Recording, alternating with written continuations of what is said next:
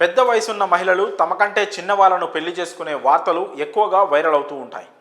అయితే ఇప్పుడు చూడబోయే వార్త మాత్రం అలాంటి లేటు వయసు పెళ్లిళ్ళ వార్తల కంటే భిన్నమైంది. పెద్ద వయసు మహిళ పెళ్లి చేసుకుంటే వింతేముంది అనుకుంటున్నారా? కానీ ఈ పెళ్లి మాత్రం చాలా డిఫరెంట్. ఎందుకంటే వారిద్దరి మధ్య ఏజ్ గ్యాప్ దాదాపు 68 ఏళ్ళు. పైగా ఆ జంట హనీమూన్ ట్రిప్ విషాదంతో ముగిసింది. ఇంతకీ అక్కడ ఏం జరిగింది? ఎందుకు ఈ వార్త సోషల్ మీడియాలో ఇంత వైరల్ అవుతోంది? అర్జెంటీనాలో 23 ఏళ్ల యువకుడు తన తల్లి సోదరుడితో కలిసి జీవిస్తున్నాడు.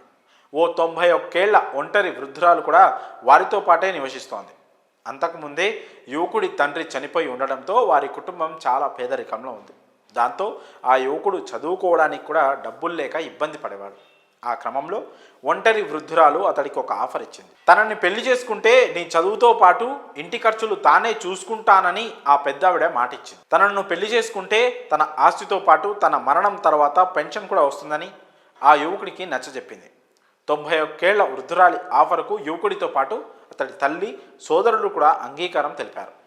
అందరూ ఓకే అనుకున్నాక ఆ జంట పెళ్లి చేసుకున్నారు. 68 ఏళ్ల ఏజ్ గ్యాప్ ఉన్న ఆ జంట హనీమూన్ ముచ్చట కూడా తీర్చుకోవాలనుకుంటున్నారు. అలా వెళ్ళిన జంటకు హనీమూన్ విషాదంతో ముగిసింది.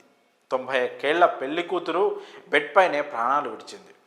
ఆ తర్వాత యువకుడు ఆమెను ఇంటికి తీసుకువెళ్ళి అంతిమ సంస్కారాలు నిర్వహించాడు. భార్య చనిపోవడంతో పెన్షన్ కోసం ఆ యువకుడు అప్లై చేశాడు. ఈ ఘటనతోనే వారి పెళ్లి వ్యవహారం వెలుగు చూసింది. యువకుడే ఆస్తి కోసం తన భార్యను హత్య చేసి ఉంటాడని పెన్షన్ విచారణ కోసం వచ్చిన అధికారులు అనుమానించారు.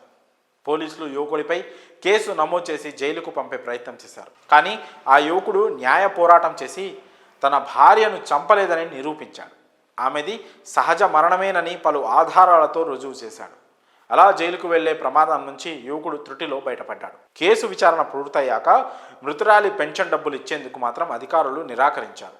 అయితే ఆమె పెన్షన్ డబ్బులు రాకపోయినా వృద్ధ పెళ్లి కుమార్తె ఆస్తి మాత్రం యువకుడికి భారీగానే దక్కింది. అలా లేటు వయసులో మనవడి వయసున్న అబ్బాయిని పెళ్లి చేసుకున్న బామ్మ హనీమూన్లో చనిపోవడంతో ఆ వార్త తెగ వైరల్ అవుతోంది.